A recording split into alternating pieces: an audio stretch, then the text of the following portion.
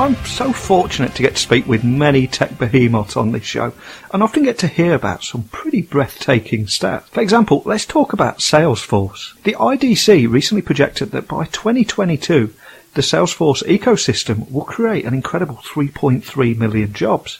But the big question is, where is the future Salesforce talent going to come from? And what are the costs of actually filling and acquiring skilled Salesforce technical talent? When you also add in low unemployment, high turnover in tech jobs, and Salesforce's seemingly unstoppable growth, it seems to me that it could make it increasingly difficult for customers and software vendors to find and keep the tech talent that they need to effectively execute their Salesforce initiatives. But this is not my area of expertise, so I turned to the internet and came across Nick Ham, and he's the CEO of 10K Advisors.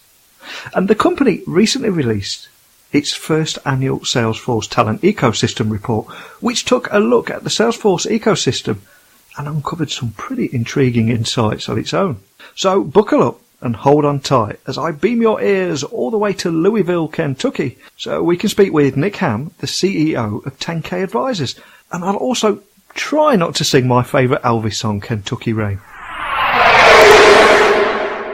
So a massive warm welcome to the show, Nick. Can you tell the listeners a little about who you are and what you do? Absolutely. So thanks so much for having me. My name's Nick Ham. I'm the founder and CEO of 10K Advisors.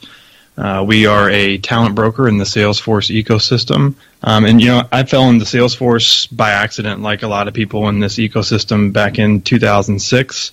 I have an engineering background, but kind of out of school moved into sales and marketing and some IT roles, so kind of did a lot of different things. And in 2006, the mortgage industry in the United States was starting to go downhill, and I was a salaried employee at that time, and we were the first to go when things started to not go so well. So I found myself looking for a job and really, a new career at that point, wanting to kind of get out of the mortgage business, and happened to find a job posting that a gentleman had posted here in Louisville about a CRM project manager. And so I found that pretty interesting. I had done some CRM projects within the mortgage industry, and went and met this gentleman.